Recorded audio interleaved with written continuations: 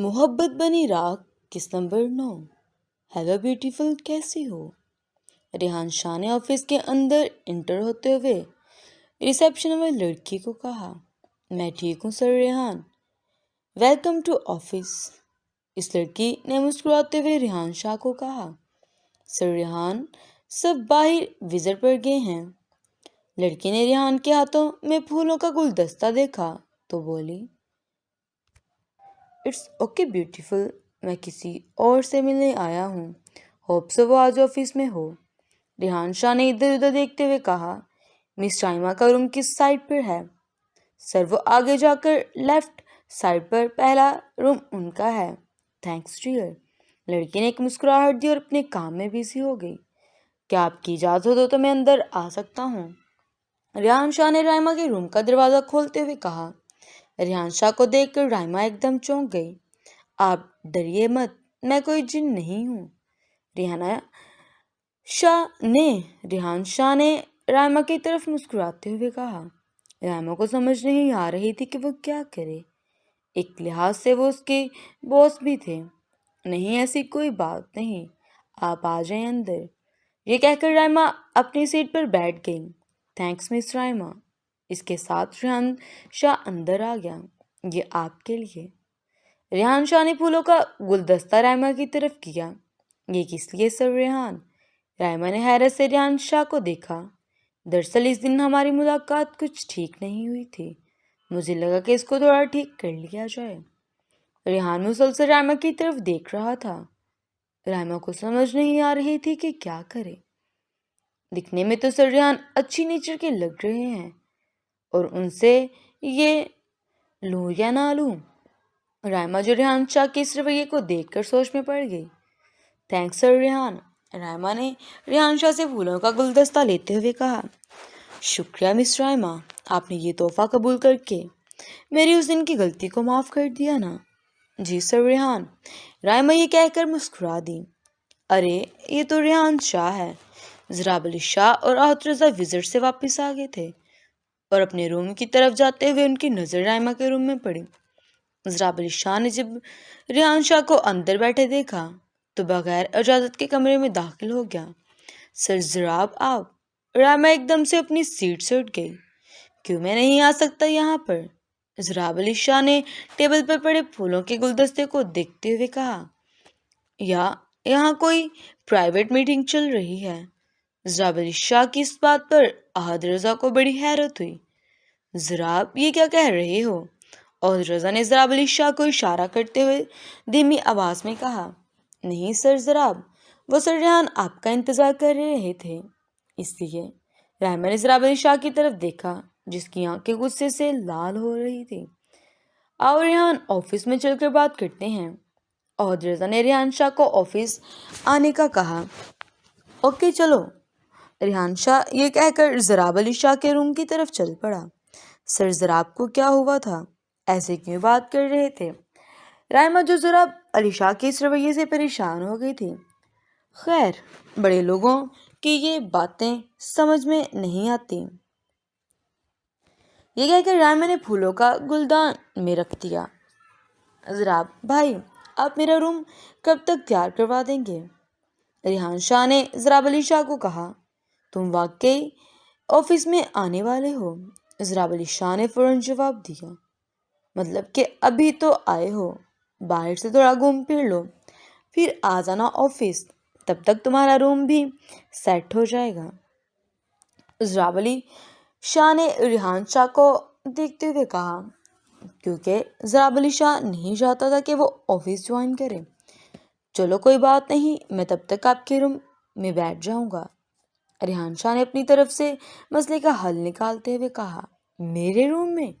زراب علی شاہ نے چونک کر ریحان شاہ کی طرف دیکھا۔ ریحان تم میرے ساتھ آ جاؤ، میں ویسے بھی اکثر وزٹ پر ہوتا ہوں، تو تم میرا روم استعمال کر سکتے ہو جب تک تمہارا روم تیار نہیں ہو جاتا۔ احد رضا نے ریحان شاہ کی طرف دیکھتے ہوئے کہا، یہ بھی ٹھیک ہے۔ ریحان شاہ نے احد رضا کے کندھے پر ہاتھ رکھتے ہوئے کہا، اچھا زراب بھائی، آج امی جان نے آپ سب کو رات کے کھانے پر بلوایا ہے۔ ریحان شاہ نے زراب علی شاہ کو کھانے کی دعوت دی جو اس کی امی نے کہا تھا۔ زابلی شاہ جو فیملی والوں میں سے کم ہی ملتا جلتا تھا، اس بار ریحان شاہ کی دعوت کو فوری قبول کر لیا۔ اوکے ٹھیک ہے، میں گھر جا کر دادا جان کو بتا دوں گا، زابلی شاہ نے ریحان شاہ کو جواب دیا۔ اچھا میں اب چلتا ہوں، رات کو ملاقات ہوتی ہے۔ یہ کہہ کر ریحان شاہ وہاں سے چلا گیا۔ ضراب تم ٹھیک تو ہو نا؟ احد رضا نے زابلی شاہ کو پانی کا گلاس دیتے ہوئے کہا۔ ہاں میں ٹھیک ہوں، مجھے کیا ہونا ہے؟ آج تم عجیب عجیب سی باتیں کر رہے ہو، اور ہاں یہ تمہیں ریحان شاہ سے کیا مسئلہ ہے؟ تمہاری باتوں سے صاف لگ رہا ہے کہ تم اسے آفس آنے سے روک رہے ہو۔ یہ چل کیا رہا ہے؟ کچھ بتائیں گے آپ ذرا علی شاہ صاحب؟ احد رضا نے ضراب علی شاہ کو غور سے دیکھتے ہوئے کہا۔ میں کیوں روکوں گا؟ اسے اس کا بھی آفس ہے، آ سکتا ہے۔ میں تو بس یہ چاہ رہا تھا کہ وہ ایزی ہو جائے، اتنے بھی کیا جلدی ہے آفس آنے کی؟ کون سے اس کے آنے سے کام رک جائے گا؟ ضراب علی شاہ نے بات کو ٹالتے ہوئے کہا۔ پر ضراب علی شاہ اس جلن کو کیسے چھپا پاتا جو ٹیبل پر رکھے ہوئے ان پھولوں سے ضراب علی شاہ کو ہوئی تھی؟ امید کرتا ہوں کہ یہی بات ہو، پر مجھے نہیں لگتا، بہت لمبی سانس لیتے ہوئے کہا تھا۔ آؤ رائما۔ نمرا نے رائما کو اپنے روم کی طرف آتے دیکھا۔ ہاں میں نے کام مکمل کر لیا تھا، فارغ بیٹھی تھی تو سوچے تمہارے ساتھ چائے پی لوں، رائما نے کرسی پر بیٹھتے ہوئے کہا۔ اچھا میں ابھی منگواتی ہوں چائے۔ نمرا نے چائے منگوانے کے لیے فون اٹھایا۔ ضراب علی شاہ اپنے روم سے باہر کی جانب نکلتے ہوئے اس کی نظر رائما کے روم پر پڑی، جس کے ٹیبل پر گلدان میں رکھے پھول ضراب علی شاہ کو کسی کانٹے کی طرح چبھ رہے تھے۔ ضراب علی شاہ نے جب دیکھا کہ رائما اپنے روم میں نہیں ہے تو وہ روم میں آ گیا۔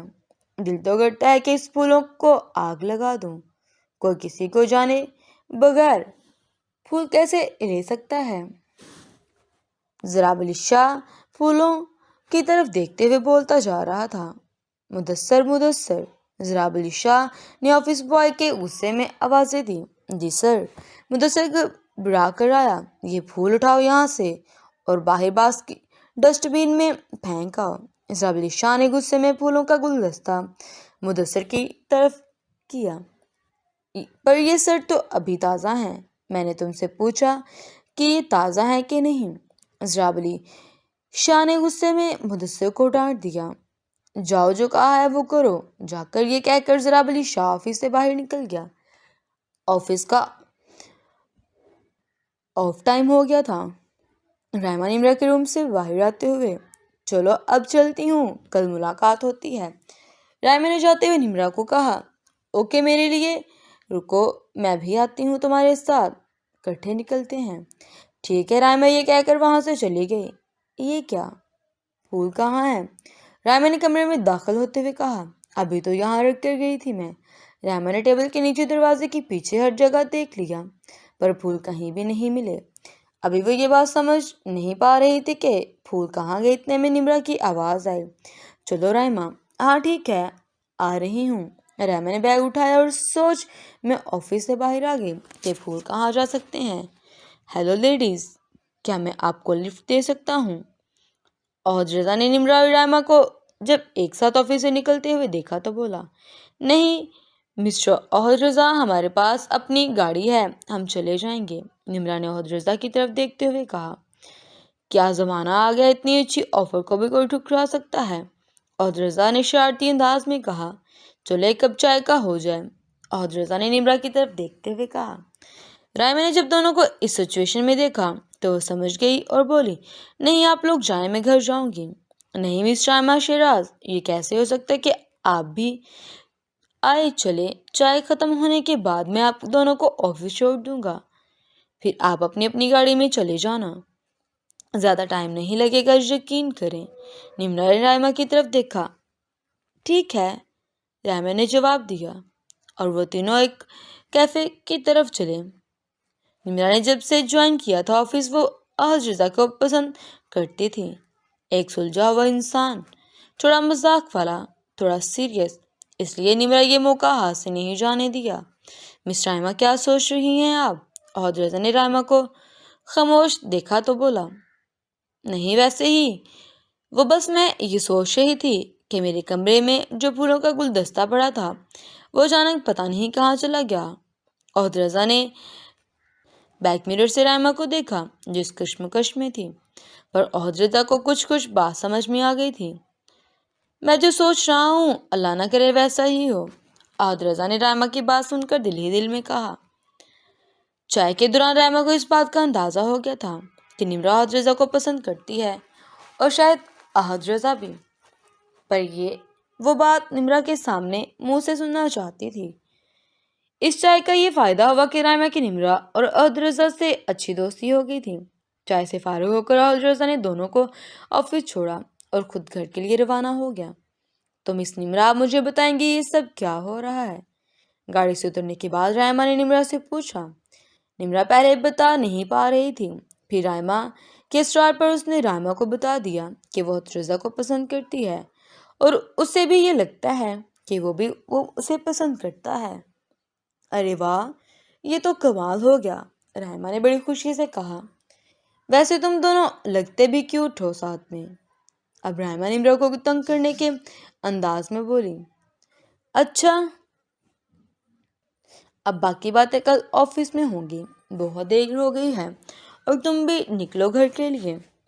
نمرا یہ کہہ کر گاڑی میں بیٹھ گئی اور دونوں اپنے اپنے گھر کے لیے روانہ ہو گئی۔ ضراب علی شاہ اپنے دادا جان کے ساتھ ڈنر کے لیے اپنی پھپھو کے گھر چلے گئے، روانہ ہو گیا۔ آؤ بیٹا، گھر کے اندر داخل ہوتے ہی ضراب علی شاہ کی پھپھو نے ان کو ویلکم کیا۔ شکریہ پھپھو جان۔ ضراب علی شاہ کی پھپھو کی 2 ہی بچے ہیں، ایک ریحان شاہ اور دوسرا مشل جو ابھی میڈیکل میں پڑھ رہی تھی۔ بیٹا، آج میں بہت خوش ہوں کہ تم میرے گھر آئے ہو، پھپھو نے ضراب علی شاہ کو گلے لگاتے ہوئے کہا تھا۔ جاری ہے، کس نمبر 10 کے لیے کمنٹ سیکشن میں 10 لکھیں اور اس ویڈیو کو بہت زیادہ شیئر کریں اور پیار دیں۔ اس سے اندازہ ہوگا کہ اسٹوری آپ کو کتنی پسند آ رہی ہے۔ اللہ حافظ۔